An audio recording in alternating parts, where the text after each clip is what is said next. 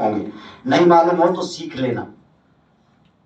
कुंडली का फलादेश करने से पहले गोचर का और लग्न का शोधन करके अपने पास रख ले, फिर बोलना शुरू करें। और कुंडली लग्न नहीं खोले। आचार्य जी आज के बाद लगन मत देखना, देखो आप फिर आपको भगवान मानेंगे लोग। ज्योतिषी नहीं, ईश्वर तो जो माने जाते थे, महाराज, राजाओं का राजा, महिदेव, धरती के देवता। ब्राह्मण तो का कर्म करने वालों को यही उपाधि मिलती थी ना। मैं जाति की बात नहीं कर रहा हूं, मैं कर्म की बात कर रहा हूं। ये सम्मान मिलता था हमारे कर्म से। आप दशा प्राण दशा खोलिए। क्या खोलें? दशा और प्राण। आज की दशा पे जाइए भारद्वाज जी, अभी लगन मत देखो। और प्रत्यंतर, दशा अंतर प्रत्यंतर सूक्ष्म और प्राण को नोट कर लो। ये ज्यादा से ज्यादा 4 ग्रह निकलेंगे, 5 हो जाएंगे, इनको नोट कर। अब देखिए कि इनमें से आज के गोचर में इसकी जन्म कुंडली से कौन सा ग्रह सबसे ज्यादा कारक है।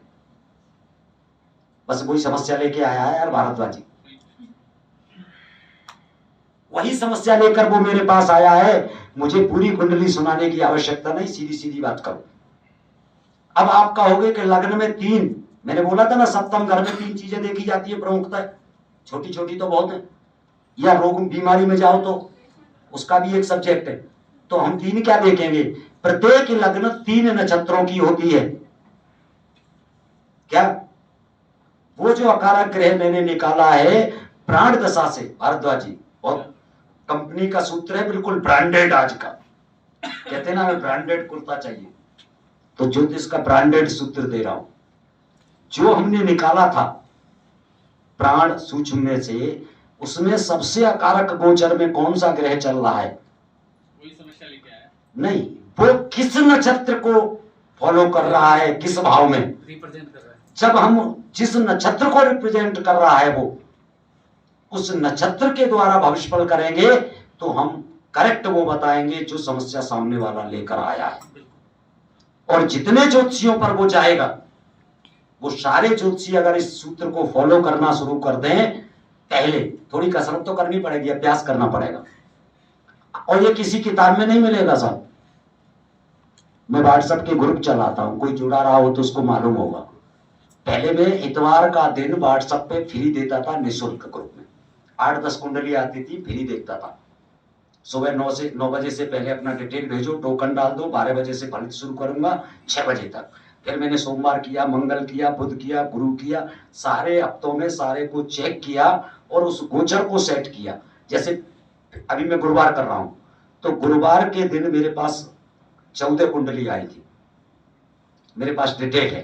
कोई प्रैक्टिकल देखना चाहता हो वैज्ञानिक तो 14 कुंडली का डिटेल मेरे पास है। सबका सूर्य लग्न में था। क्या साहब? सबका सूर्य राहु या शनि से पीड़ित था। मेरे पास वो 14 कुंडली हैं। गुरुवार का जो मैंने फलित पब्लिक को किया वो सारा डिटेल मौजूद है, आप देख सकते हैं। तो ऐसे मैंने जब विभिन्न दिनों में विभिन्न टाइम में बार बार वो किया तो मेरे को गोचर पकड़ में आया कि ये अकारक होता है। तो मेरे पास इस प्रकार के ही प्रश्न क्यों आते? इसने मुझे इस सूत्र का निर्माता बनाया जो मैंने आपको दिया है। इसी के साथ मैं अपनी बात को समाप्त करना चाहूंगा कि हम कुछ ऐसे सूत्रों पर काम करना शुरू करें जो किताबों में तो हैं लेकिन हम समझ नहीं पाए, हम वेदांती बने। जैसे आज तक पढ़े लिखे में मैंने आचार्य जी से अभी पूछा था कि आचार्य जी अभी कहे होके पूछा था कि आप आज तक पढ़ते, सब पढ़े लिखे, सबने हिंदी पढ़ी है, कोई भी पद्य आता है, गद्य आता है, पेपर में पूछा जाता है, इसकी अर्थ और भावार्थ संदर्भ सहित व्याख्या करिए। इसके अलावा कभी कुछ सुना है पूछते हुए?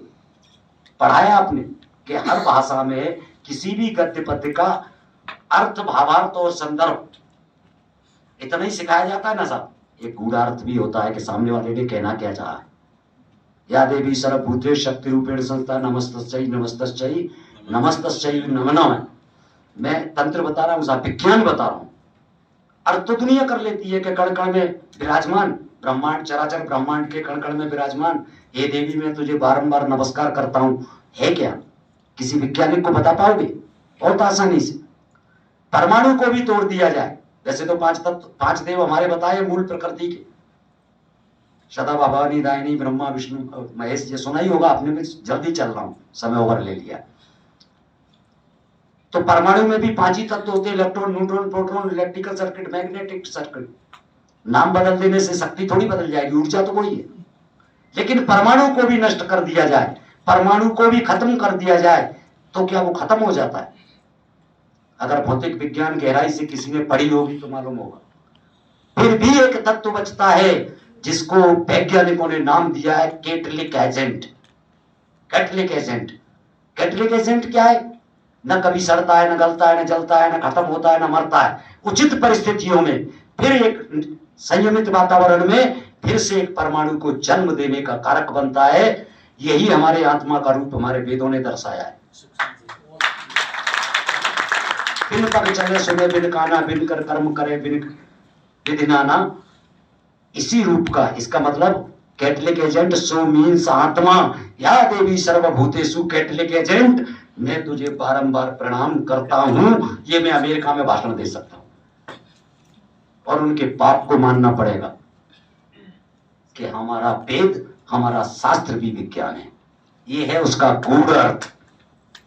तो आज के बाद जो हम ज्योतिष में पढ़ते हैं, जो हम करते हैं, हम कोई किताब पढ़ रहे हैं, किताबों की बहुत शिक्षाएं दी गई, तो हम ये भी सोचें कि उस परिस्थिति के अनुसार इस विद्वान ने कौन सा संकेत हमको दिया है, इस सूत्र में गूढ़ क्या छुपा हुआ है।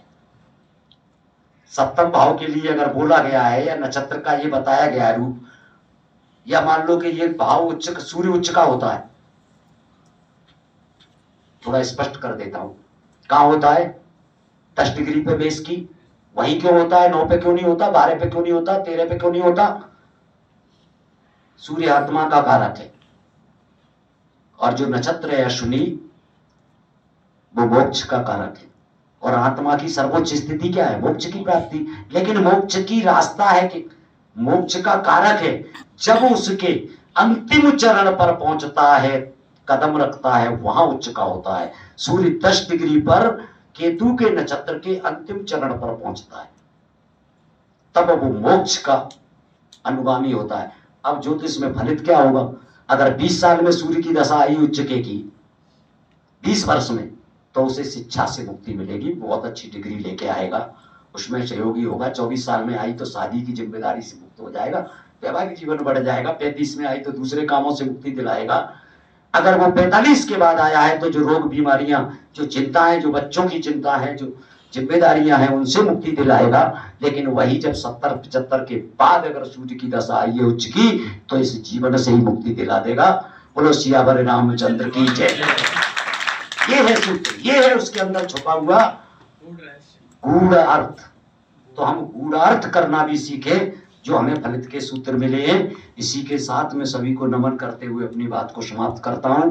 और समय ज्यादा लिया, संचालक को सबसे ज्यादा दिक्कत दी है मैंने, तो उनका एक शेड्यूल होता है, बहुत दूर से आया था ये देने के लिए।